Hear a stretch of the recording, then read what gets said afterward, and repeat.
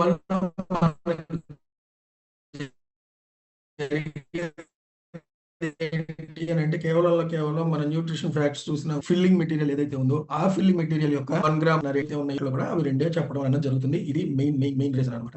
ఈ టేస్ట్ లో వచ్చేటటువంటి చిన్న ఇది టేస్ట్ మారింది కాబట్టి ఈ ప్రోడక్ట్ మారింది అని చెప్పి అనుకునేటటువంటి మీ అందరికీ కూడా సార్ ఈ మ్యానుఫ్యాక్చరింగ్ లో ఉన్నటువంటి విషయాన్ని మీ దగ్గరికి తీసుకురావడానికి కారణం ఏంటి అని అంటే మనకి విషయం పూర్తిగా తెలిసినప్పుడు అప్పుడే మనం నమ్ముతామండి. ఎవరినైనా సరే నమ్ముతాము. ఆ విషయం మనకు తెలియనప్పుడు గుడ్డిగా నమ్మాలి అని అంటే నో అండి. మన మన యూనివర్సిటీ మన యూనివర్సిటీ యొక్క మోటో అంటారు కదా, మెయిన్ మోటో అదేంటి అని అంటే మీలో ఆ ఫెయిత్కి తీసుకురావడానికి ముందు బిలీఫ్ని తీసుకురావాలి. బిలీఫ్ అంటే ఎలా వస్తుంది అని అంటే విత్ ప్రూఫ్ మాత్రమే వచ్చేది బిలీఫ్ అనమాట. నమ్మకం, విశ్వాసం. దీని గురించి కూడా నేను మీ అందరికీ చెప్పానమాట. మీరు ఎవరైతే నా క్లాసుల్ని ఐ మీన్ నా డిస్కషన్ని నేను క్లాసులు అని చెప్పాను. సారీనండి, ఇది నా క్లాసులు కాదు, నావన్నీ కూడా డిస్కషన్సే ఉంటాయి సార్. ఓకేనా? నా డిస్కషన్స్ని ఎవరెవరైతే ఫాలో అయ్యారో వీళ్ళందరికీ కూడా నేను ఇప్పుడు చెప్పేటటువంటి నేను ఇంతకుముందు చెప్పినటువంటి మాటలు ఎప్పుడైతే నేను రెఫరెన్స్ తీసుకుంటున్నాను ఇవన్నీ మీకు గుర్తుండే ఉంటాయి. ఓకేనా?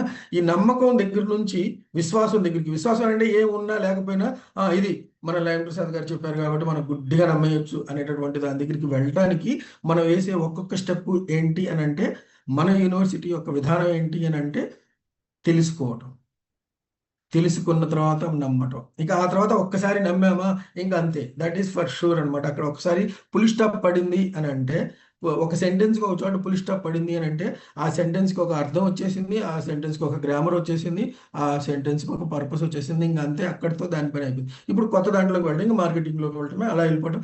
అదే మనం ఇంతకు ముందు కూడా చేసింది.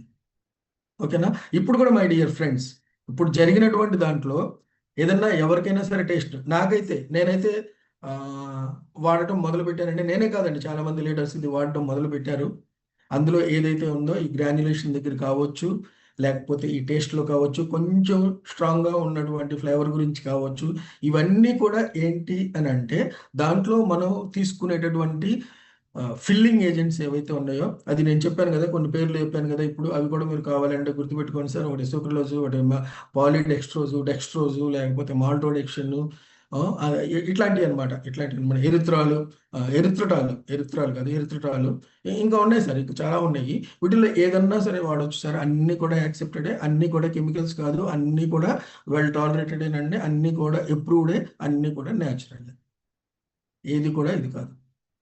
ఓకేనా? అన్నీ కూడా రిఫైన్డే. కాబట్టి మనం దాని గురించి భయపడాల్సిన అవసరం ఏం లేదు.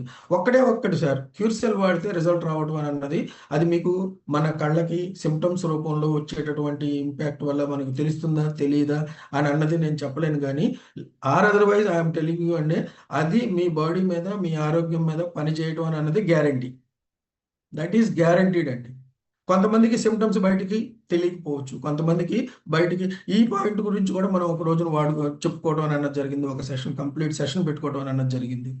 ఈ ప్రోడక్ట్ ఏదైతే ఉందో కొంతమందికి సిమ్టమ్స్ ఉండవండి, కొంతమందికి డయాబెటీస్ ఉంటుంది కానీ సిమ్టమ్స్ ఉండవు, కొంతమందికి సిమ్టమ్స్ ఉంటాయి. ఆ సిమ్టమ్స్ మీద ఇది ఇచ్చేటటువంటి రిజల్ట్ ఏదైతే ఉందో ఆ రిజల్ట్ మనకి కంపల్సరీ తెలుస్తుంది అనమాట.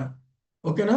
అదే రిజల్ట్ ఆ సిమ్టమ్ లేదనుకోండి, రిజల్ట్ రాలేదనుకోండి, నాకు అది రిజల్ట్ రాలేదే అని చెప్పి అనుకునే వాళ్ళ కోసం కూడా నేను ఆ రోజున చెప్పడం అనేది జరిగింది. మీకు సిమ్టమాటిక్ రిలీఫ్ ఉందా లేదా అని అన్నది పక్కన పెడితే this is going to give you the positive impact on your health అంటే there is no doubt at all. ఈ ప్రోడక్ట్స్ ఏవైతే ఉన్నాయో ఇవి ఎక్కడికి వెళ్తున్నాయి అని అంటే డైరెక్ట్గా మీ బ్లడ్లోకి వెళ్తున్నాయండి. బ్లడ్లోకి వెళ్ళిన ప్రతిదీ కూడా విల్ బి యూటిలైజ్డ్ అండి. మన బాడీ దాన్ని యూటిలైజ్ చేసుకుంటుంది. యూటిలైజ్ చేసుకునేవే బ్లడ్లోకి వెళ్తాయి, మిగతా అన్ని వెళ్ళవు. అబ్జార్బ్ చేయటం అని అనేటటువంటి ప్రాసెస్ ఏదైతే ఉందో దాని గురించి కూడా మనం ఆల్రెడీ చెప్పుకోవడం అనేది జరిగింది. ఓకేనా?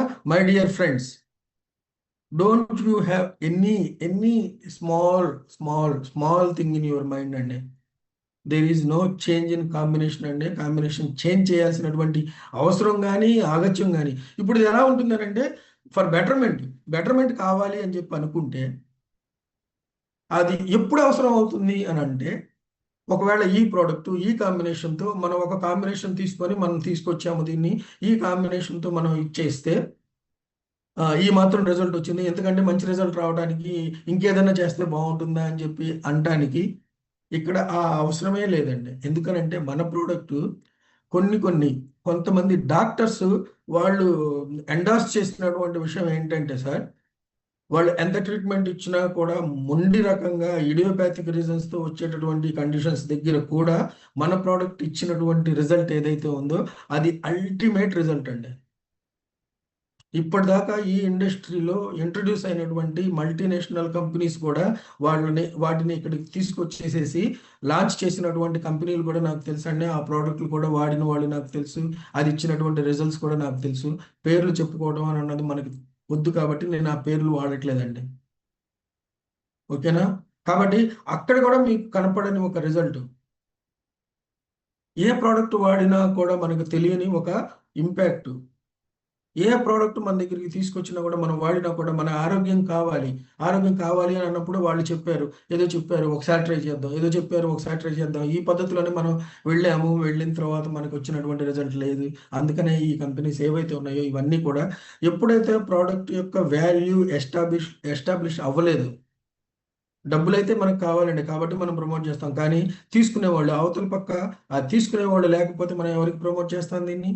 అలా ప్రమోట్ చేసేటటువంటి అవకాశం మనకి ప్రోడక్ట్ మనకి ఇవ్వకపోతే ఏదైతే మన రిజల్ట్ ఉందో ఆ రిజల్ట్ కోసం ఆడు ప్రోడక్ట్ ఆ రిజల్ట్ ఇవ్వకపోతే people are going to reject that product అండి.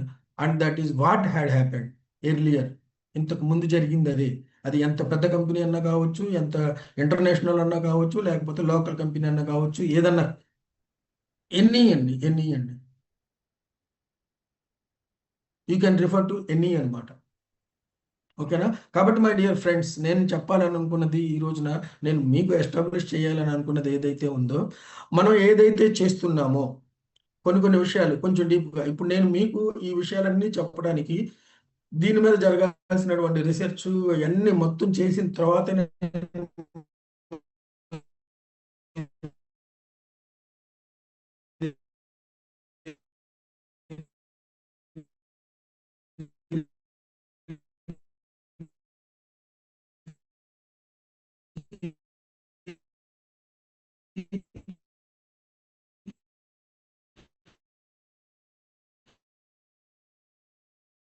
ఒక రోజున చెప్పుకుందాం మనం అనేది.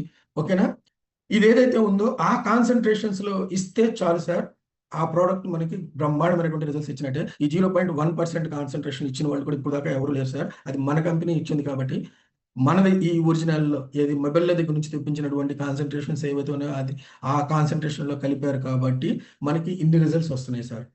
And this is going to be better అండి. Going to be a better అన్నమాట. కాబట్టి my dear friends, don't you have any doubt. Smallest doubt కూడా మీరు పెట్టుకోవాల్సినటువంటి అవసరం లేదు. This product is going to give you a better result అండి. ఇది this is my word and you market అండి. దీన్ని వాడటంలో కానీ ఇందులో కానీ ఏ తేడాలు లేవు. నోట్లో వచ్చేటటువంటి రుచి వల్ల, నోట్లో వచ్చేటటువంటి యాక్సెప్టెన్స్ వల్ల ఈ ప్రోడక్ట్ పనిచేయటం అని అన్నది ఇంపాక్ట్ అవ్వదండి. అది వేరు, ఇది వేరు. ఇంగ్రీడియెంట్స్ అని అన్నది ఏది కూడా అవన్నీ కూడా మనం ఇంపోర్ట్ చేసుకొని మనం తయారు చేస్తున్నటువంటిది కాబట్టి మనం ఎక్కడ కూడా పికప్ చేసుకోలేదండి మనం పికప్ చేసుకోలేదు ప్రోడక్ట్‌ని. ఓకేనా? మనం కాబట్టి మై డియర్ ఫ్రెండ్స్, ఇదేదైతే ఉందో ఈ పాయింట్లు ఏవైతే ఉన్నాయో వీటన్నిటిని మీరు గుర్తుపెట్టుకోండి. మోస్ట్ ప్రాబబ్లీ ఈ ప్రోడక్ట్ మీకు ఇంతకంటే మంచి రిజల్ట్స్ ఇస్తుంది అనేటటువంటి ఈ నమ్మకాన్ని నేను చెప్పాను కదా సార్, మన మైండ్ అని అన్నది it can make you, it can break you అండి. మీ ఆలోచన మిమ్మల్ని సక్సెస్ వైపుకి నడపగలదు, మిమ్మల్ని ఫెయిల్యూర్ కూడా చేయగలదు. Everything is in your mind అండి. ఎవ్రీథింగ్. మాట్లాడితే ఈ మాట చెప్తున్నానని చెప్పి మీరు అనొద్దు. ఎందుకనంటే నా దగ్గర ఎప్పుడైతే నేను చెప్పినా కూడా అది నోట్స్ ఉంటుందండి. ఆ నోట్స్‌లో కూడా నేను రాసుకున్నాను. యువర్ మైండ్ ఈజ్ పవర్‌ఫుల్ అండి. If you want to believe it అండి, if you make it believe అండి, it will believe. If you have doubt. ఇప్పుడు ఇక్కడ ఏమవుతుంది అని అంటే ప్రతి సోర్స్‌కండి, ప్రతి ఒక్క పాజిటివ్ సోర్స్‌కి 32 నెగెటివ్ సోర్సెస్ ఉంటాయండి ఇన్ ది యూనివర్స్. ఇవన్నీ ఏం చేస్తా ఉంటాయి అని అంటే మన మీద ఇంపాక్ట్ చేయడానికి ట్రై చేస్తా ఉంటాయి. మనం ఇచ్చేటటువంటి రిజల్ట్స్ ఎన్నో హెల్త్ కేర్ ప్రొడక్ట్స్ ఈ రోజున మార్కెట్‌లో ఉన్నాయి సార్. ఎన్నో హెల్త్ కేర్ ప్రొడక్ట్స్ ఉన్నాయి. ఎంతో health care supplements, food supplements ఎన్నో ఉన్నాయి మార్కెట్‌లో. అన్నిటికీ రాని రిజల్ట్ మన ప్రోడక్ట్కి వచ్చింది అని అంటే అందరూ కూడా మన ప్రోడక్ట్ వైపుకి అడ్మిరేషన్తో చూడట్లేదు సార్, అసూయతో చూస్తున్నారు. అడ్మిరేషన్తో చూడట్లేదు, వాళ్ళు అసూయతో చూస్తున్నారు.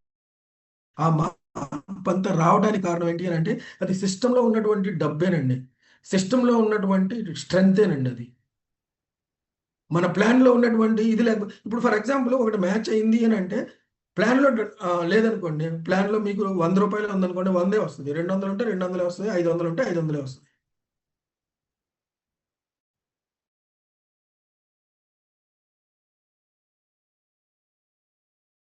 ప్లాన్లో ఆ ₹1,00,00,000 ప్లాన్ ఉంది కాబట్టి ఆ ₹1,00,00,000 మీరు సంపాదించగలిగారు. సేమ్ థింగ్ కదా కంపెనీలో. ఈ నెట్వర్క్ ఇండస్ట్రీకి ఒక పెద్ద శాపం ఏంటి అని అంటే అది వరమైనటువంటి శాపమా లేకపోతే శాపం అయినటువంటి వరమా అని అన్నది నాకైతే తెలియదు, కానీ ఇందులో బాసులు ఎవరు ఉండరు, మీకు మీరే బాసు. ఎప్పుడైతే నాకు నేను బాస్ అయ్యానో నేనేం చేస్తున్నాను అని అంటే బాస్ లాగా బిహేవ్ చేయడం మొదలు పెట్టాను.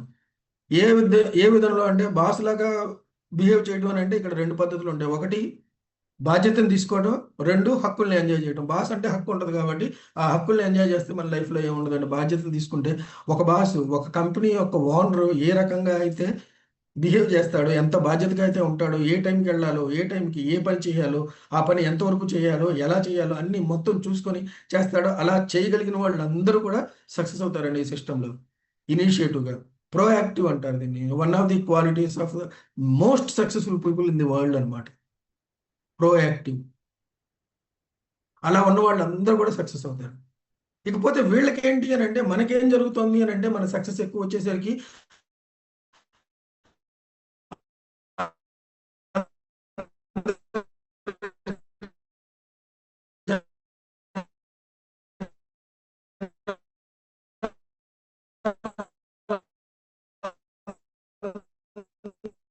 అయ్యారు అని అంటే you are going to lose your future అండి.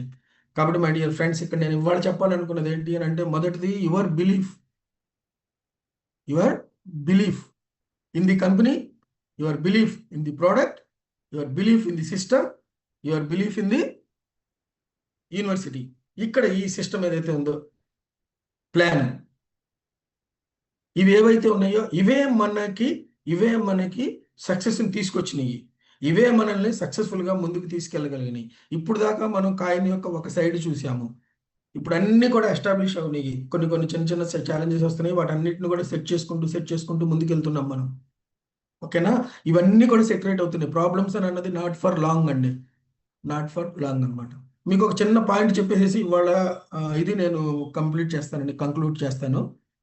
రీసెంట్‌గానండి మనకి ఐపీఎల్ ఎలాగో కరేబియన్ దీవులకి వాళ్ళకి కూడా ఒక ఐపీఎల్ లాంటిది ఉందండి. అందులో 2 క్రికెట్ మ్యాచ్‌లు ఆడుతున్నారు.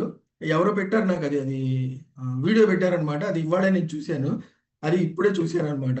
అదేంటంటే ఒక బాల్‌లో వాళ్ళు 27 రన్స్ ఎన్నో చేయాలి. ఒకటే బాలు. ఒక బాల్‌లో 27 రన్స్ చేయడం అనేది చరిత్రలో జరగదసలు. ఆ ఎదురు నుంచున్న వాడు ఏం చేయాలి? కొట్టకుండా అయిపోయింది నా మ్యాచ్ అని చెప్పేసేసి వదిలేయాలి. కానీ వాడేం చేశాడో తెలుసా సార్? వాడికి ఆ అవకాశం వచ్చింది. ఆ ఒక్క బాల్‌లోనే ఆడు 27 రన్స్ కొట్టాడు. ఆళ్ళ టీమ్ కూడా గెలిచింది. సార్ హస్త సన్యాసం చేసినోడికి సక్సెస్ రాదు సార్. ఈ రోజున మీరు ఎక్కడైతే ఉన్నారో అక్కడ ఉండటానికి కారణం మీరు ఇంతకు ముందు తీసుకున్నటువంటి ఒక నిర్ణయం, ఆ నిర్ణయం వెనకాల ఉన్నటువంటి ఒక బిలీఫ్, ఆ బిలీఫ్‌కి మీకు కారణమైనటువంటి విషయాలు. ఆ విషయాలు ఏది మారినప్పుడు మీ బిలీఫ్ మారకూడదు. మీ బిలీఫ్ మారినప్పుడు మీ సక్సెస్ మారదు. మీ లైఫ్ ఏదైతే ఉందో ఇది గోయింగ్ టు బి ఎస్టాబ్లిష్డ్ అండి. ఫైనాన్షియల్ అబండెన్స్ గురించి మనం ఏదైతే మాట్లాడుకుంటూ వచ్చామో, ఏదైతే ఎయిమ్ కోసం మనం వర్క్ చేసుకుంటూ వచ్చామో అది జరగక మానదు. ఈ లోపులో మీరు పక్క చూపులు చూడమాకండి సార్. ఓకేనా? ఏ రకమైనటువంటి అనుమానాలు పెట్టుకోవద్దు. ఎవ్వరు ఏ రకమైనటువంటి అనుమానం మీకు ఇవ్వాలి అని అన్నా కూడా దానికి ధీటుగా సమాధానం చెప్పండి. ఈ రోజున మనం చెప్పినటువంటి ఈ పాయింట్లు ఏవైతే ఉన్నాయో వాళ్ళందరికీ కూడా తెలియజేయండి sir. With thought hoping that your confidence is built and your belief is raised అండి. I'm taking leave. Thank you అండి. Thank you very much. Over to you the host అండి. Thank you very much. వాడాలి అన్న అంశాన్ని మీరు స్టార్టింగ్‌లో చాలామంది cure cell, స్నోఫాస్ట్, బ్లాస్టెమ్ అంతా కూడా సబ్లింగ్యువల్ మెథడ్ అని అనుకుంటున్నారు. కానీ మీరు దాన్ని ఎలా వాడాలన్న విధానం అనేది చాలా నీట్‌గా ఎక్స్‌ప్లెయిన్ చేశారు బాబా సార్. సార్ నాదొక చిన్న రిక్వెస్ట్. స్టార్టింగ్‌లో మనం క్యూర్ సెల్ మొదలుపెట్టినప్పుడు హౌ టు యూజ్ అన్న విషయాన్ని మనం ఒక వీడియో రూపంలో అండ్ స్లైడ్స్ రూపంలో కూడా బాగా దాన్ని మనం స్ప్రెడ్ చేసాం. అంటే చాలా ఈజీ అయిపోయింది అందరికీ దీన్ని ఇలా వాడాలి అన్న అంశం అనేది. అలానే ఈ 2 విషయాలకు సంబంధించి ఎటు మన క్యూర్సెల్ అనేది సబ్లింగ్యువల్ మెథడ్ మన దగ్గర స్లైడ్ ఉంది. మిగిలిన స్నోఫాస్ట్, బ్లాస్టెమ్ కూడా మీరు ఎలా వాడాలన్న దానికి సంబంధించి సెపరేట్‌గా 2 స్లైడ్స్ పెట్టాలని మనవి బాబా సార్. మీ దగ్గర మీకు అది